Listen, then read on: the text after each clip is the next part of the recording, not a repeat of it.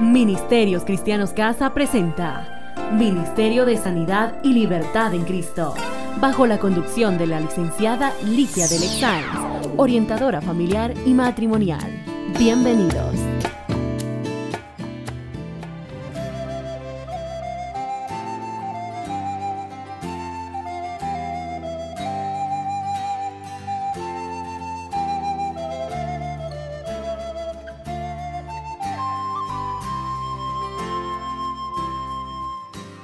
¿Qué tal, mis amigos y amigas del Austro?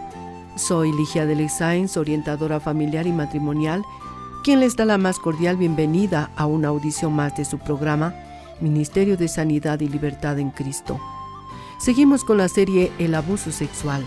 Esperamos que al término de esta, quienes pudieran estar sufriendo culpa, temor y vergüenza por causa de este grave mal, nos permitan ayudarlos. En casa, a las personas que van por ayuda, les presentamos dos requisitos indispensables para la solución de sus males. Primero, creer que Jesucristo es Dios de imposibles y que operará su sanidad, su libertad y su anhelada comunión con la familia. Y segundo, obedecerle. No hay otras maneras. Linda, bienvenida. Su saludo, por favor, para nuestra amable audiencia. Gracias, Ligia. Soy Linda Freeman y estoy muy contenta con la presencia de todos ustedes con nosotras. Espero que estos programas sean para su beneficio. Adelante, Ligia. En el programa anterior empezamos a desarrollar lo que es el sentimiento de traición. Hoy continuamos con el análisis de otras formas de traición que la cometen los padres no transgresores. Empecemos, Linda. En muchos casos, un padre o una madre que sabe o debería saber del abuso eligen por alguna razón negar o ignorar la evidencia. Una madre entró a una habitación donde un primo mayor de 16 años y su hija de 10 años estaban en la cama arropados. La madre no dijo nada. Varias semanas después le dijo a su hija en tono áspero: «Espero que no haya sucedido nada con tu primo en la cama. No lo hagas otra vez». El que la madre no la protegiese, ni la consolase, ni la ayudase, fue una traición tan grave como el abuso original. Qué dolor grande, Linda, el que esta niña debió haber sentido al abandono de su madre. Muchos padres pueden no saber nada del abuso, pero de repente ven un cambio en el carácter del hijo, un estado de ánimo inestable, depresión, conducta rebelde, un interés hipersexual o masturbación repetitiva.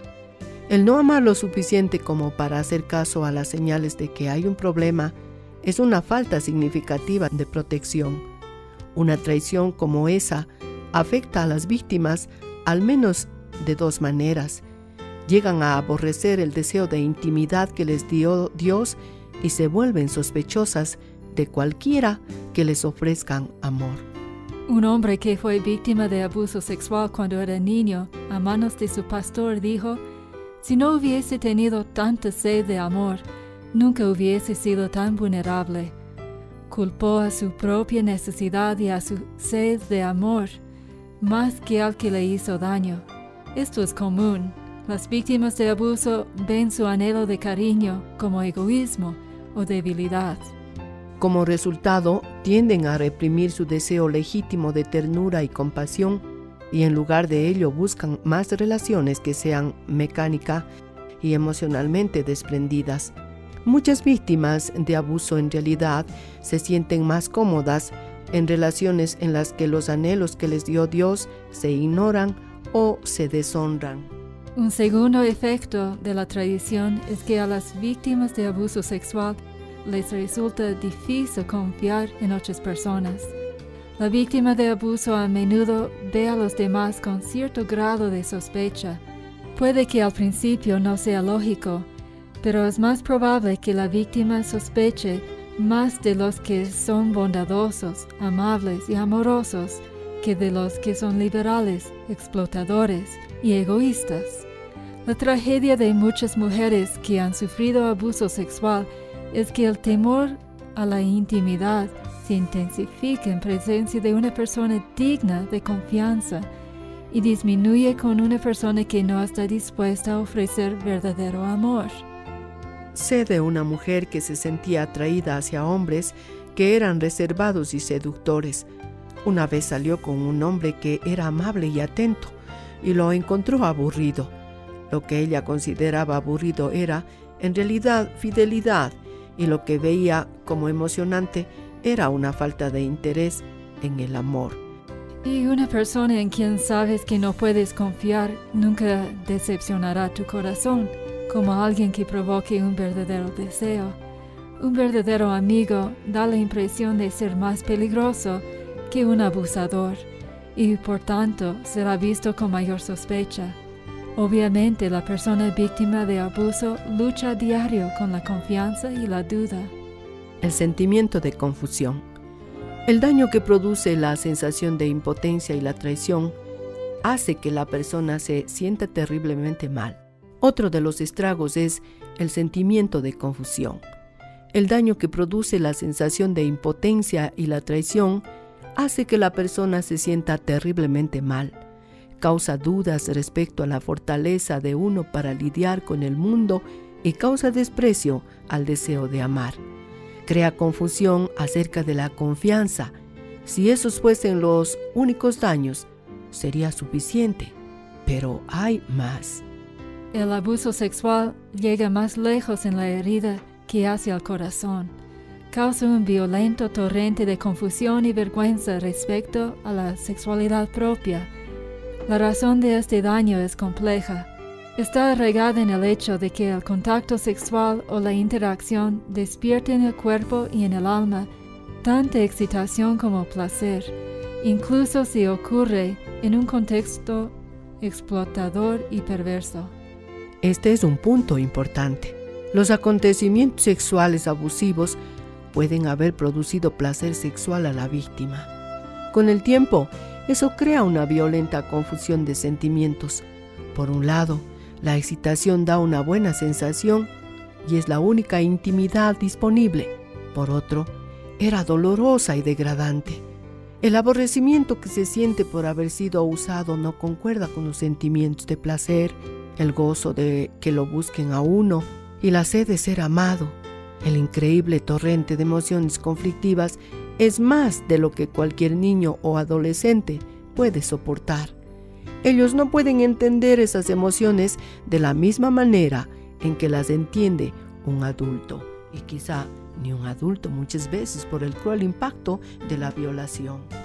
No pueden separar el anhelo natural de intimidad del placer sexual explotado por el que cometió el abuso. Ningún niño quiere que lo usen sexualmente. Los niños quieren que los amen. Por tanto, si el único cariño que le ofrecen es abusivo, ellos lo entenderán como la única agua que hay disponible para apagar su sed. Dios nos creó con hambre y sed de intimidad. Fue su intención que nuestros anhelos se satisficiesen en relaciones amorosas y legítimas. No obstante, el enemigo de nuestras almas ha escogido nuestra sed de intimidad como un gran campo de batalla entre el bien y el mal.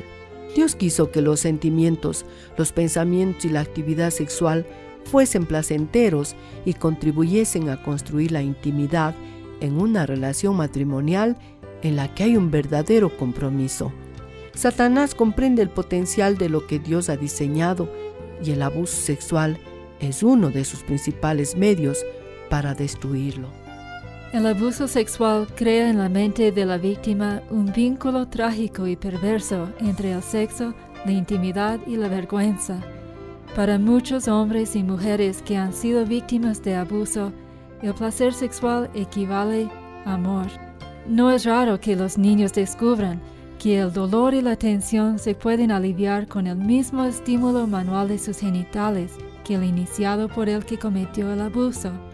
Las víctimas de abuso pueden entonces expresar el odio que sienten por su sexualidad en un estilo de vida promiscuo o aprender a menospreciar el sexo como medio de mantener a raya el placer, la traición y la sensación de impotencia del pasado. En cualquier caso, las víctimas de abuso sexual luchan con su propia identidad sexual. Los efectos de sentirse ambivalentes, o sea, sentimientos mezclados abrumadores, son una terrible vergüenza y una sensación de peligro. Parte de la vergüenza surge de la pregunta: ¿qué pensaría la gente de mí si supiese que experimenté algo, aunque fuese el menor grado, de placer mientras abusaban de mí? La mayoría cree que si se supiese, los culparían aún más del abuso. De hecho, muchos transgresores han dicho esas mismas palabras a sus víctimas. No me puedes culpar totalmente. No te quejaste ni me detuviste, y parecía que disfrutabas lo que yo te hacía. El resultado de esas palabras es que muchas víctimas no comprenden la diferencia entre intimidad buena y mala. Por ejemplo, una mujer que organizó un ministerio de alimentos en una iglesia fue alabada públicamente por el pastor. Después del culto, él se acercó a ella y le dijo calurosamente lo mucho que la apreciaba.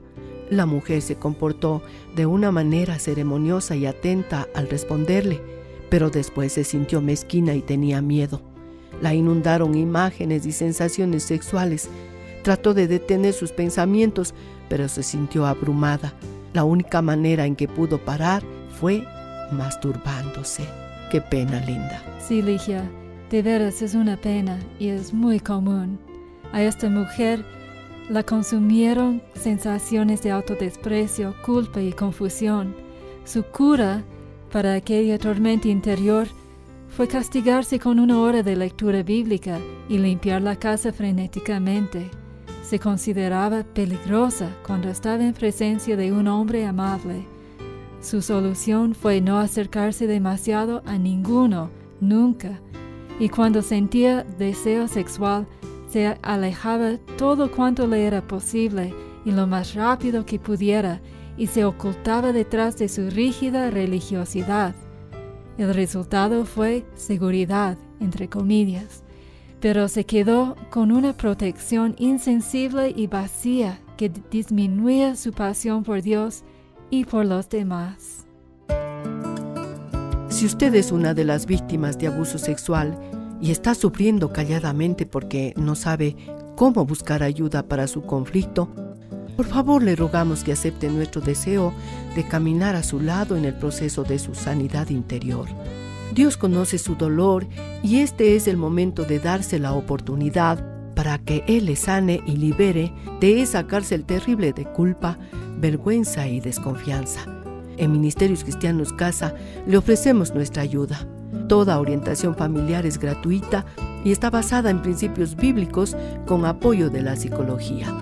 Nuestra oficina está ubicada en Francisco Calderón, 291 y Javier Loyola, a 3 cuadras del Colegio Manuel J. Calle. Atendemos de lunes a sábado desde las 3 de la tarde con cita previa, llamando a nuestros teléfonos 2848-321 o 2860-829. Este mensaje fue el tercero de la serie El abuso sexual. Hoy vimos el sentimiento de confusión. Mañana veremos un poco más de este tema. Gracias por su amable sintonía. No se pierda la 4ª parte. Dios mediante, mañana estaremos a esta misma hora y por esta misma emisora. Estamos cordialmente despedidos. Hasta la próxima. Bendiciones.